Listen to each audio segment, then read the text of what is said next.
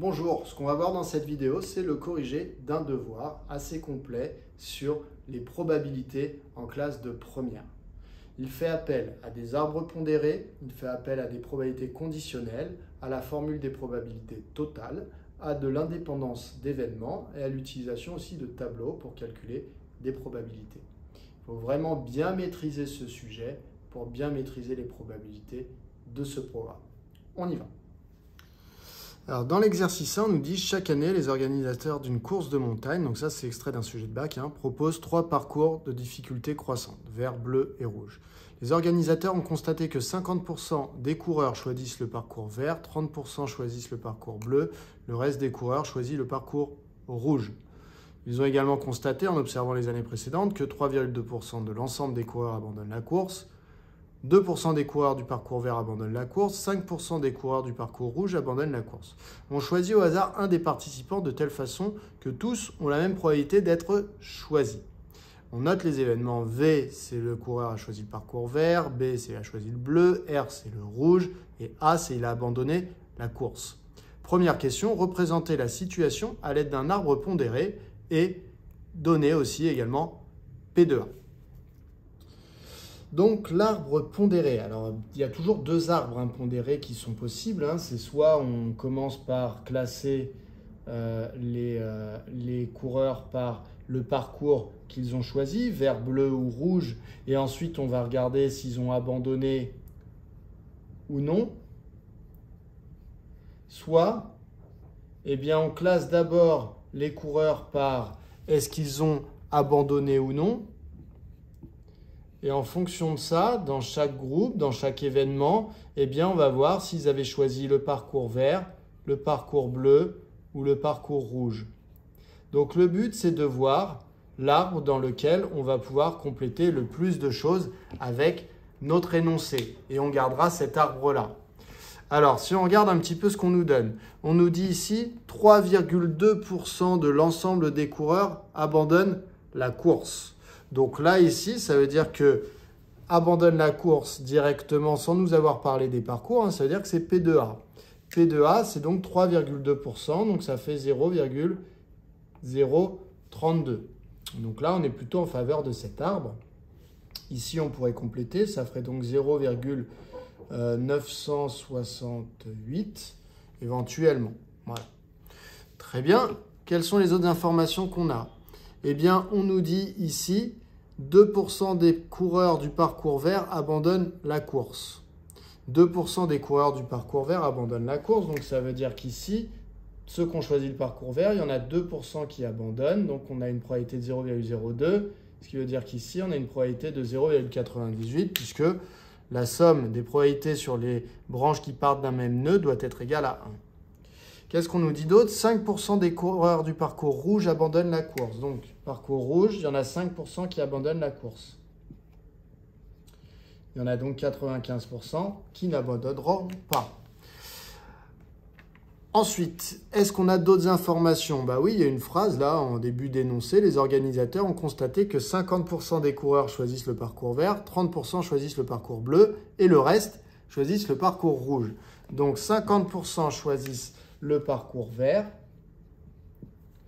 30% choisissent le parcours bleu, le reste choisit le parcours rouge, donc le reste, qu'est-ce que c'est? Ça va être 1 moins les 50% qui ont fait le parcours vert et les 30% qui ont fait le parcours bleu. Donc, il reste 20%. Donc voilà, l'énoncé est clairement en faveur de cet arbre-là. Donc, c'est cet arbre-là qu'on va choisir. Je vais le redessiner de manière un petit peu plus jolie. Ça, c'est ce qu'on fait au brouillon. Mais je vais le redessiner de manière un petit peu plus jolie. C'est parti. Voilà, je l'ai fait de manière un petit peu plus lisible. Alors, je ne connais pas les probabilités qui sont sur cette branche et sur celle-là. Donc, je ne connais pas la probabilité de A sachant B. Je ne connais pas la probabilité de A bar sachant B. Ne cherchez pas à coller quelque chose à tout prix dans l'arbre quand on ne vous a pas fait compléter les branches. On ne connaît pas les valeurs ici, on laisse l'arbre comme ça, on pourra peut-être le compléter plus tard dans l'exercice. Donc on me demandait de faire l'arbre qui retransmettait la situation et on me demandait en plus de donner P de A. Donc P de A, eh bien là ici, hein, c'est une probabilité qui est totale, hein, c'est-à-dire qu'elle n'est pas conditionnée par un autre événement. Eh bien P de A, c'est ce qu'on avait ici, la phrase de l'énoncé qui disait 3,2% de l'ensemble des coureurs abandonnent la course. Hein. C'était ce qui nous avait permis de remplir ici. Donc ça, c'était bien P de A. Donc P de A, c'est 0,032. Donc voilà pour cette première question. La question suivante, c'est calculer la probabilité de l'événement. Le coureur a choisi le parcours vert et a abandonné la course. Il manque des petites guillemets d'ailleurs. Donc le coureur a choisi le parcours vert et a abandonné la course. Le mot le plus ou quasiment le plus important de cette phrase, c'est le « et ». Donc ça veut dire que devant nous, à la base, on a tous les coureurs, on en choisit un et on veut qu'il soit à la fois dans l'événement V et dans l'événement A. On veut donc qu'il soit dans l'intersection de V avec A. On veut donc qu'il soit dans V inter A. On se demande donc quelle est la probabilité de l'événement V inter A. Donc, la probabilité de l'événement V inter A, eh bien, je suis dans l'intersection de l'événement V et de l'événement A. Je parle donc de cette branche de l'arbre. Dans cette branche, on est bien dans l'événement V et également dans l'événement A. On est donc dans l'intersection de V et A, donc V inter A. Je dois donc multiplier les probabilités qui se trouvent sur cette branche, puisque P de V inter A est égal à P de V fois P de A sachant V. Donc P de V, c'est 0,5. Et P de A sachant V, donc P de A sachant que l'événement V est réalisé, c'est 0,02. Donc ce qui nous donne la moitié de 0,02, donc 0,01. On a donc que la probabilité de V inter A est égale à 0,01. On passe à la question 3. Donc dans la question 3, on nous demande de traduire par une phrase l'événement B inter A. Donc on a une intersection, hein, on va essayer d'utiliser le mot « et » comme dans la question précédente. Donc il va falloir être dans l'événement B et dans l'événement A. Donc il va falloir que l'événement B soit réalisé et que l'événement A soit réalisé. Donc il va falloir que le coureur ait choisi le parcours bleu pour réaliser l'événement B et qu'il ait abandonné la course pour réaliser l'événement A. Donc voilà, ça on va le noter. Et ensuite, il faudra calculer sa probabilité. Quand on vous demande de traduire par une phrase un événement, petit conseil, regardez comment les événements sont notés dans l'exercice et inspirez-vous de ça. Là, vous voyez ici, les événements sont le coureur a choisi, le coureur a choisi, le coureur a choisi. Donc nous, on va prendre la même formulation, on va dire le coureur a choisi le parcours bleu et a abandonné la course. Voilà, donc je vous l'ai écrit, B inter A, deux points, le coureur a choisi le parcours bleu et a abandonné la course. Donc après, on me demande la probabilité de cet événement. Alors, la probabilité de l'événement B inter A. Alors en général, quand on nous parle d'une intersection, premier réflexe à avoir, c'est de regarder l'arbre et de regarder si l'intersection ne correspond pas à une branche de l'arbre. Effectivement, ici, quand j'ai tout l'univers, donc B inter A, il faut que l'événement B soit réalisé et l'événement A soit réalisé. Donc en fait, la probabilité de B inter A, c'est donc la probabilité de cette branche. Et donc, habituellement, comme dans la question précédente, par exemple, pour la probabilité de V inter A, on avait multiplié P de V avec P de A sachant V. Et bien là, on se dit qu'on va faire pareil. Sauf que le problème, c'est que P de B, on le connaît, c'est 0,3, mais on ne connaît pas la probabilité de A sachant B. Donc, on ne va pas l'inventer d'une manière étrange pour à tout prix faire cette formule. Tant pis, on ne va pas utiliser la formule qui consistait à dire que c'était P de B fois P de A sachant B. Donc cette formule, on va l'oublier puisque visiblement, ce n'est pas d'elle qu'il faut se servir puisque je ne connais pas P de A sachant B. En revanche, P de B inter A, je sais que c'est une branche ici complète dans mon arbre qui est utilisée notamment pour calculer la probabilité de A. Alors, Imaginez qu'on vous ait demandé la probabilité de A si on ne vous avait pas donné le résultat. Eh bien, qu'est-ce que vous auriez fait? Vous auriez dit il y a du A ici, ici et ici, c'est-à-dire il y a du A qui est réalisé quand V est réalisé, il y a du A qui est réalisé quand B est réalisé, il y a du A qui est réalisé quand R est réalisé. Et vous auriez dit, bon, bah, V, B et R forment une partition de l'univers, donc finalement, je peux appliquer la formule des probabilités totales. Vous auriez dit P de A, c'est P de V inter A, plus P de B inter A, plus P de R inter A. Donc vous auriez fait ça si vous vouliez calculer P de A. Nous, on veut calculer P de B inter A. Mais P de B inter A, ça apparaît dans la formule de P de A. En effet, P de A, c'est égal à P de V inter A, plus P de B inter A, plus P de R inter A, d'après la formule des probabilités totales. Et donc, en fait, moi, ce qu'on me demande, c'est de trouver cette probabilité. Donc, je vais pouvoir la trouver si jamais je connais les trois autres probabilités de la formule. Alors, P de A, on me l'a donné dans l'énoncé, c'est 0,032. P de V inter A, je l'ai calculé dans la question 2, hein, c'était la probabilité de toute cette branche, donc je peux le retrouver en faisant 0,5 fois 0,02, ça valait 0,01. Et il me manque P de R inter A, mais ça ne va pas être d'une grande difficulté puisque je connais la probabilité de R et la probabilité de A sachant R. Donc finalement, il n'y a que ce que j'ai encadré en vert que je ne connais pas. Donc si je prends P de A et que je lui retire P de V inter A et que je lui retire encore P de R inter A, je vais trouver P de B inter A. Ce qu'il faut bien comprendre, c'est qu'on va trouver la probabilité de cette branche complète grâce à la formule des probabilités totales qui est inscrite ici. Donc je vais devoir dire tout ce dont j'ai besoin pour appliquer cette formule. Première chose dont j'ai besoin, c'est que les événements V, B et R forment une partition de l'univers.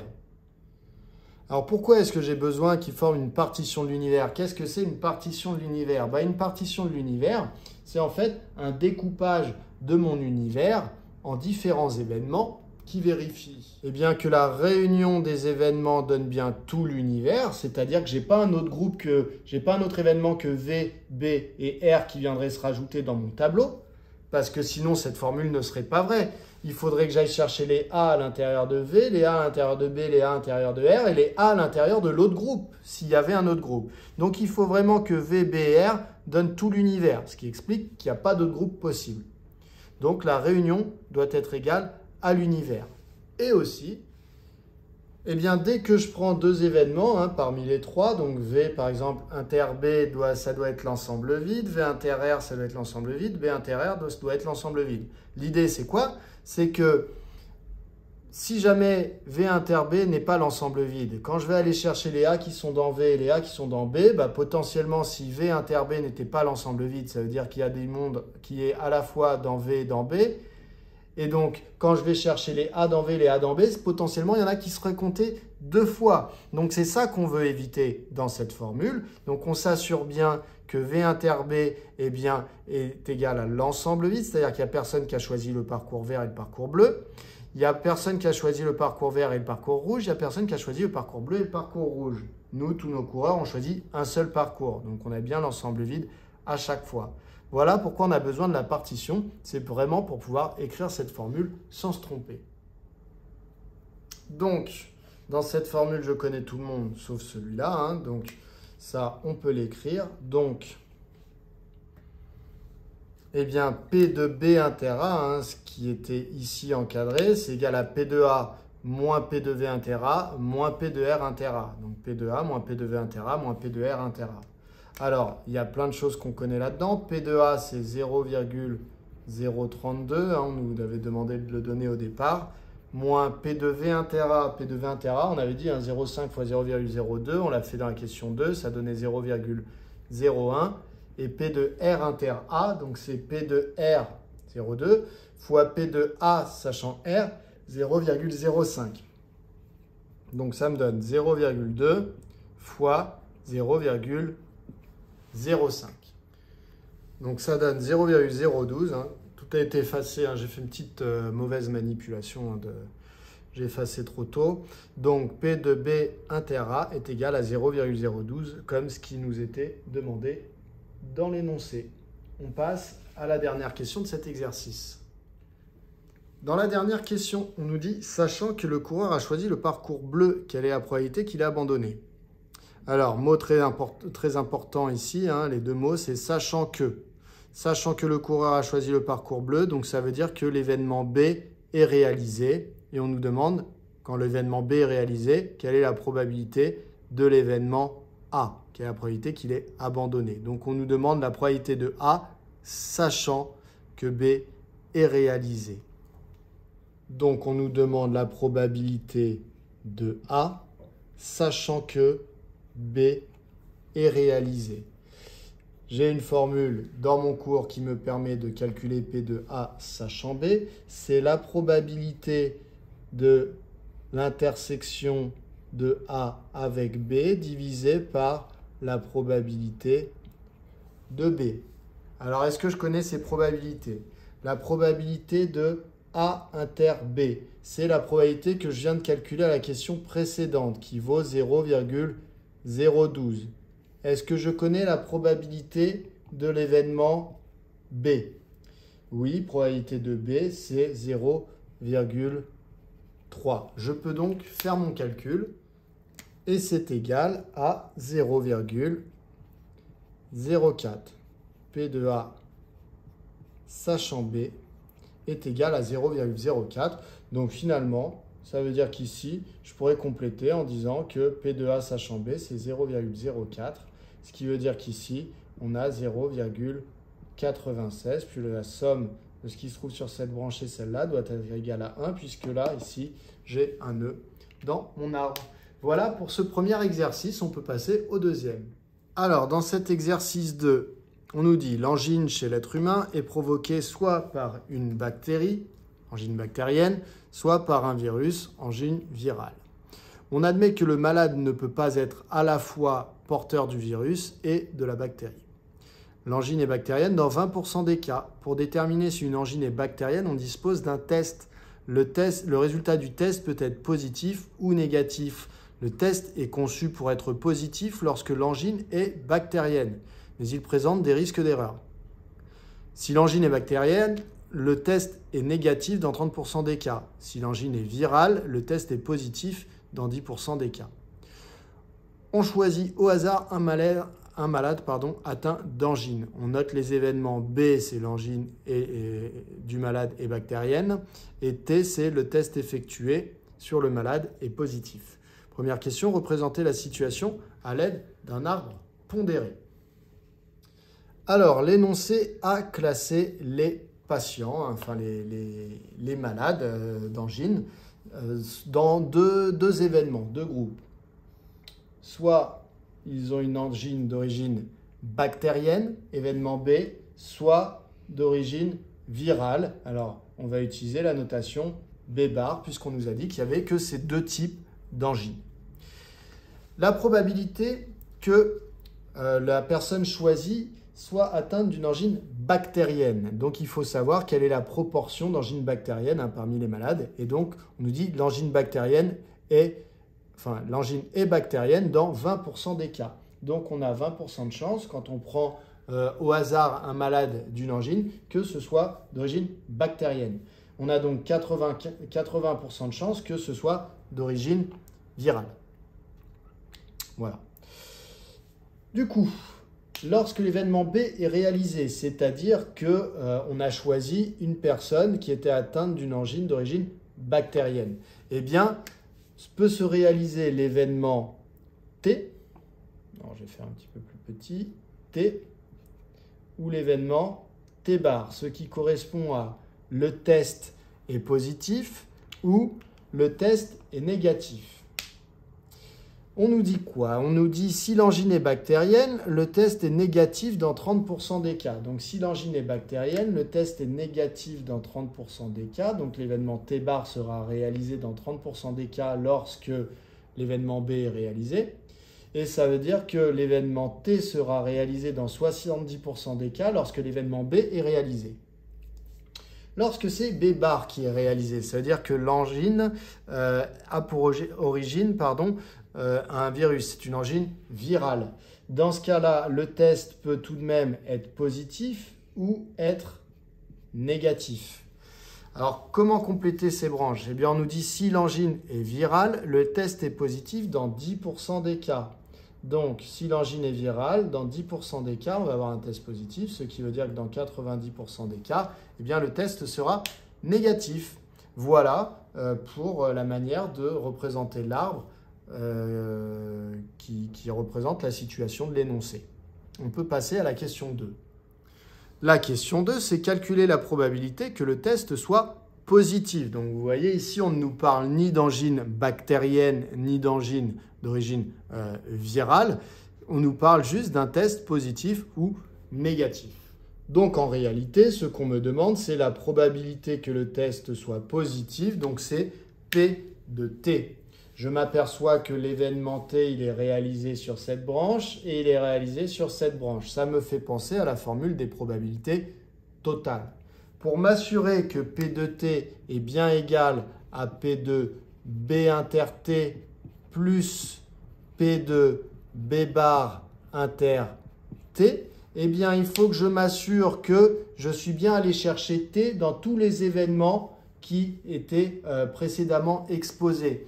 Donc ici, il faut que je m'assure que B et B bar forment bien une partition de l'univers, c'est-à-dire qu'il n'y a pas un autre événement qui viendrait s'ajouter à B et B bar dans lequel éventuellement j'aurai des tests positifs. Donc il faut bien que je m'assure que B union B bar, eh bien en fait, est égal à l'univers, c'est bien le cas. Soit l'univers, c'est les malades d'angine et on sait que les angines sont soit bactériennes, soit virales, il n'y a pas une troisième sorte. Hein. Donc on est soit dans ce groupe, soit dans celui-là. Donc quand on réunit les deux, on a bien l'univers. Et en même temps, on a admis qu'un patient ne pouvait pas avoir une angine à la fois bactérienne et virale, ce qui veut dire que, eh bien, il n'y a personne à la fois dans B et dans B bar, ce qui veut dire que l'intersection de ces deux événements, c'est l'ensemble vide. Donc, B, B bar forment une partition de l'univers. Et on peut donc aller chercher T dans B et T dans B bar. On aura à la fois tous les T. Et en plus, on les aura comptés qu'une seule fois, puisque l'intersection est égale à l'ensemble vide. Donc on commence la rédaction en disant que B et B bar est une partition de l'univers. Donc, d'après la formule des probabilités totales, eh bien, P de T est égal à P de B inter T plus P de B bar inter T. Alors là, je peux détailler un petit peu les calculs. P de B inter T, hein, donc c'est la probabilité de l'événement qui est réalisé sur cette branche. Donc c'est P de B multiplié par P de T sachant B. P de T sachant B, à qui je dois ajouter la probabilité de l'événement B bar inter T, donc P de B bar fois P de T sachant B bar. Donc finalement, si j'applique numériquement, P de B c'est 0,2, P de T sachant B c'est 0,7, je rajoute P de B bar 0,8 fois P de T sachant B bar c'est 0,1. Ce qui est égal à 0,22. Donc la probabilité pour qu'un test soit positif, quand j'ai tous les malades devant moi, aussi bien angine bactérienne que virale, eh bien, probabilité pour qu'un test soit positif, donc pour que je choisisse quelqu'un qui a eu un test positif, c'est de 0,22. Je me le note ici, j'efface et je passe à la question 3. Dans la question 3, on me dit le malade choisit un test positif. Quelle est la probabilité qu'il soit atteint d'une angine bactérienne? Donc voilà, il a un fait, c'est le malade choisit un test positif. Donc ça veut dire que l'événement test positif est réalisé. Donc l'événement T est réalisé. Quelle est la probabilité que l'événement B le soit également? Donc c'est sachant que l'événement B est réalisé, quelle est la probabilité que l'événement B soit réalisé. Donc on me demande ici la probabilité que l'événement B soit réalisé, sachant que l'événement T était réalisé, puisqu'on m'a dit de base, hein, le test est positif. Pour connaître cette probabilité, j'applique la formule du cours, donc c'est probabilité de B inter T divisé par la probabilité de T. probabilité de B inter T, donc c'est la probabilité de l'événement qui est représentée par cette branche, B inter T. Donc c'est P de B fois P de T sachant B, donc 0,2 fois 0,7, divisé par P de T qui vaut 0,22. Ça, je le sais depuis la question précédente. Donc P de B, c'est 0,2 fois P de T sachant B, donc 0,7, divisé par 0,22. Je fais mon calcul et je trouve 0,63. Donc soit j'écris que ça vaut 7 onzièmes, soit je donne une valeur approchée, puisqu'ici on est en fin d'exercice, je ne vais pas me resservir de la valeur. Donc dans ce cas-là, je peux arrondir, si j'arrondis à 3 chiffres après la virgule, je vais arrondir à 0,636, puisque ce qui suit le 6 est un 3. Donc environ égal à 0,636. Donc la probabilité de B sachant T est égale à 0,636. On peut passer à l'exercice 3. Alors dans cet exercice, déjà on commence par nous préciser, dans cet exercice, les résultats seront donnés sous forme de fractions irréductibles. Un vendeur de raquettes vend des raquettes de tennis et de badminton. Il y a 3 gammes de raquettes, la gamme enfant, la gamme débutant, la gamme expert. Le vendeur a fait l'inventaire de ses ventes sur un trimestre. Les résultats sont dans le tableau suivant. Donc vous voyez, les enfants, ce qui est vendu en débutant, en expert, ce qui est vendu en tennis, ce qui est vendu en badminton. Vous avez colonne totale à chaque fois. On choisit une raquette qui a été vendue au hasard. On note les événements. E, c'est la raquette est de gamme enfant. D, c'est la raquette est de gamme débutant. X, expert, on ne pouvait pas reprendre E. E avait déjà été utilisé par enfant, donc ne vous trompez pas. Et T, c'est la raquette est pour le tennis. Première question, calculer la probabilité que la raquette choisie soit une raquette de tennis pour débutants. Donc en fait, là, je veux qu'il y ait 2 événements qui soient réalisés en même temps. Je veux que la raquette soit du tennis et soit pour les débutants. Donc je veux que l'événement T pour tennis et D pour débutants soient réalisés en même temps. Je cherche donc la probabilité de D inter T. La case D inter T, c'est ici. Là, j'ai le cardinal de D inter T. J'ai 325 raquettes qui sont de tennis débutants qui ont été vendues. Donc la probabilité, quand je choisis un article vendu au hasard, pour que ce soit une raquette de tennis débutant, eh bien, il y en avait 325 sur les 952 vendus. Donc la probabilité est égale à 325 sur 952. Donc P de T inter D est égal à 325 sur les 952 raquettes vendues. Cette fraction est sous forme irréductible. Alors comment voir? Soit vous cherchez tous les diviseurs de 325 et de 952 et vous assurez qu'il n'y en a aucun en commun, soit vous le tapez sur votre calculatrice et vous lui demandez la forme irréductible et elle va vous redonner cette forme-là, ce qui vous dit bien que c'est la version irréductible de cette fraction. Dans la question 2, on me demande de calculer la probabilité de l'événement, la raquette choisie est de gamme expert.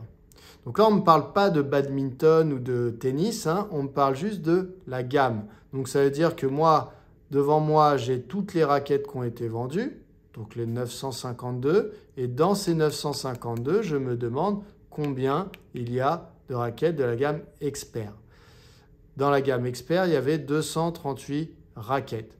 Donc en fait, la probabilité de tomber sur une raquette de gamme expert parmi toutes les raquettes vendues, c'est donc 238 divisé par 952. Donc, la probabilité de l'événement X, c'est-à-dire que la raquette choisie soit une raquette expert, c'est égal à 238 sur 952. Alors là, ici, la fraction n'est clairement pas irréductible puisqu'on a un nombre pair au numérateur et un nombre pair au dénominateur. Donc, ils sont tous les deux divisibles par 2. Donc, on peut simplifier. Alors, si on simplifie complètement, au maximum, on va avoir un quart. Donc, en fait, ça veut dire que 952, c'était 4 fois 238. Donc, on peut simplifier après par 238. Encore une fois, vous pouvez utiliser votre calculatrice pour simplifier ces fractions, pas de problème. Troisième question, les événements D et T sont-ils indépendants?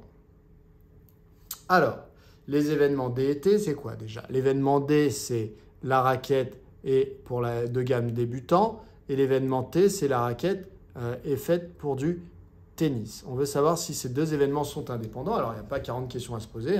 Des événements indépendants, il y a une définition qui dit si oui ou non les événements sont indépendants. On va vérifier si cette définition est vérifiée ici ou pas.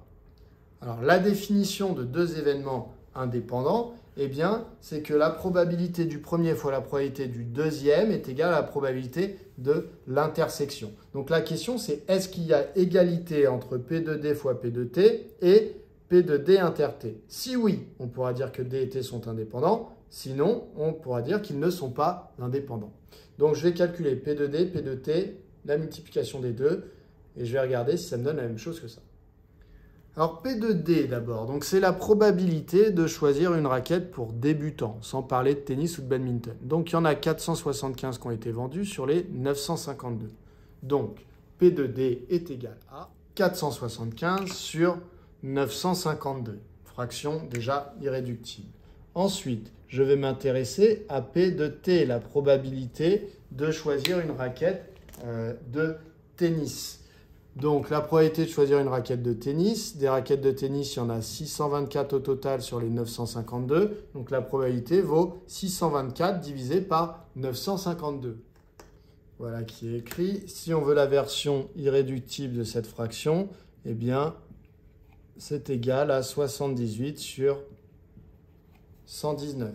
Je peux donc essayer de calculer ce que vaut P de D fois P de T. P de D fois P de T, c'est donc égal à 475 sur 952 fois 78 sur 119.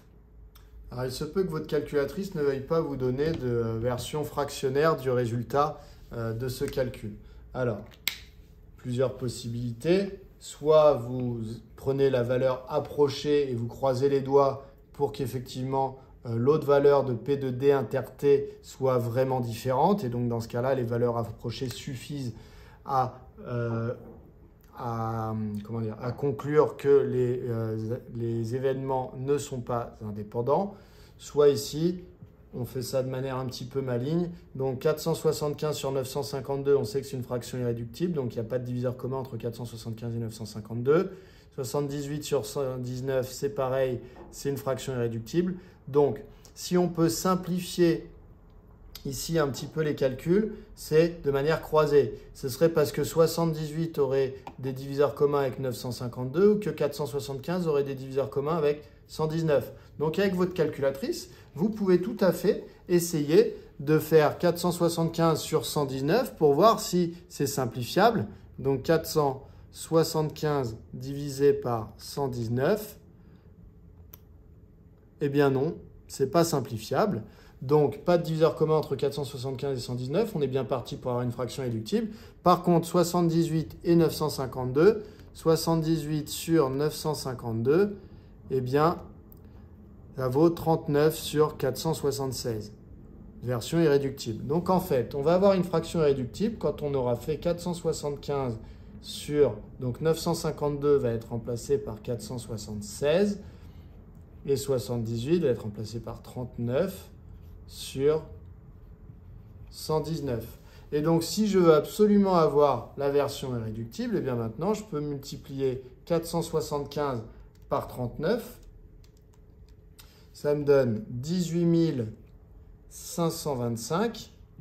Et je peux faire 476 fois 119, ce qui donne 56 644. Donc, la version irréductible de cette fraction, c'est celle-là. Vous voyez, on peut quand même l'obtenir même si la calculatrice ne veut pas nous la donner. Quoi qu'il en soit, on va quand même prendre une petite valeur rapprochée, histoire de savoir à peu près ce que ça vaut.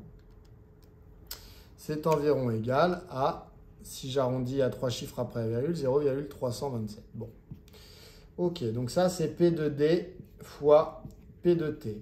Maintenant, il faut que j'essaie de calculer P de D inter T. Pour ça, je vais reprendre mon tableau.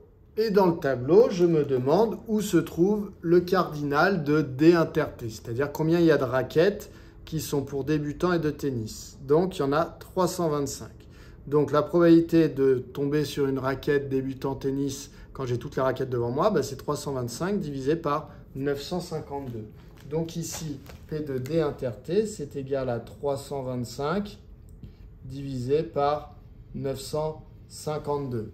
Alors ici, on a la version irréductible de la fraction, me semble-t-il, hein. Je peux vérifier rapidement. Oui, c'est bien ça. Donc ici, on a deux fractions qui sont mises sous forme irréductible et vous voyez, on n'a pas même numérateur et dénominateur. Donc comme elles sont toutes les deux sous forme irréductible, ça suffit à dire que les résultats sont différents. Bon, si on veut s'en convaincre, calcule une petite valeur approchée ici de 325 sur 952. Cette valeur approchée, eh bien, elle vaut 0,341. Donc vous voyez, si ça peut finir de vous convaincre, 0,327, 0,341, on n'a pas du tout des valeurs proches. Donc, ça suffit à dire qu'il y a une vraie différence entre les deux. Donc, P de D fois P de T n'est pas égal à P de D inter T. Et si ça n'est pas égal, eh bien, ça suffit à dire que D et T ne sont pas des événements indépendants, donc ne sont pas indépendants. Voilà pour cette question. On passe à la suivante, la question 4. Alors, la question 4, eh bien, finalement, c'est la même que la question 3, sauf qu'on nous parle cette fois-ci des événements X et T, donc gamme expert et tennis. Donc, on va essayer de voir si X et T vérifient la définition de deux événements indépendants. Donc, que vaut P de X? Donc, c'est la probabilité de choisir une raquette de la gamme expert parmi toutes les raquettes qui ont été vendues. Dans la gamme expert, il y avait 238 raquettes vendues sur les 952. Donc, la probabilité ici de choisir une raquette expert parmi toutes les raquettes vendues, c'est donc 238 sur 952. Alors là, il va y avoir une autre version qui sera irréductible puisque je vois déjà que j'ai un nombre pair au numérateur et un nombre pair au dénominateur, ce qui veut dire qu'on peut simplifier et ça vaut un quart. On l'avait déjà vu tout à l'heure, me semble-t-il. Oui, c'était le résultat de la question 2. Et maintenant, on va calculer la probabilité de l'événement T. L'événement T, c'est on choisit une raquette de tennis. Alors là, c'est pareil, je l'ai déjà trouvé dans la question 3, mais bon, je peux encore le refaire. Donc, tennis, il y en a 624 des raquettes de tennis vendues sur les 952. Donc, P de T, c'est 624 sur 952. Et là encore, c'était simplifiable. Donc 624 sur 952, ça nous donnait 78 sur 119. Donc ça veut dire que je peux désormais calculer P de X fois P de T, et c'est égal à donc 1 quart fois 78 sur 119. Cela nous donne, alors ça vous faites ça avec votre calculatrice ou si vous préférez essayer de faire de tête, vous pouvez tout à fait. Et donc ça nous donne 39 sur 238. 39 sur 238. Ok, très bien. Alors la question c'est est-ce que c'est égal cette probabilité à la probabilité de X inter T? Donc, c'est-à-dire la probabilité, quand j'ai toutes les raquettes devant moi, de choisir une raquette qui est dans l'événement X et dans l'événement T, c'est-à-dire une raquette expert de tennis. Donc, expert de tennis, il y en a 156. Donc, 156 sur les 952 raquettes. Donc, c'est égal à 156 sur 952. 156 sur 952. 156 sur 952, on peut simplifier un petit peu cette fraction. Et donc, on trouve 39 sur 238. 39 sur 238. On se rend compte que, eh bien, on a la même probabilité pour P de x fois P de t que pour P de x inter t. Donc, ça veut dire en fait, je peux remarquer que P de x fois P de t, c'est égal à P de x inter t. Et que donc, ça c'est la définition qui nous permet de dire que x et t sont indépendants. Donc, x et t sont des événements qui sont indépendants. Et ça vient conclure cette question 4. On peut passer à la question 5. Question 5, c'est sachant que la raquette est de la gamme enfant, quelle est la probabilité qu'elle soit de badminton? Vous voyez, il y a des mots très importants, sachant que. C'est-à-dire qu'on sait déjà que l'événement, la raquette est de la gamme enfant, est réalisé. Donc on sait que E est réalisé, on nous demande quelle est la probabilité que l'événement B, badminton, ou plutôt T bar, puisque ici l'événement qui est imposé par l'exercice, c'est T pour tennis, donc on va éviter de faire l'événement B pour badminton, on va plutôt utiliser T bar. Donc, sachant E, quelle est la probabilité de T bar? Donc on nous demande la probabilité de T bar sachant E. Probabilité de T bar sachant E. Pour calculer ça, alors là, on ne se jette pas sur la formule P de E inter T bar sur P de E, comme on faisait avec les arbres, hein. Ici, on va chercher dans le tableau directement eh bien, combien il y a de raquettes qui sont de badminton dans l'ensemble des raquettes pour enfants.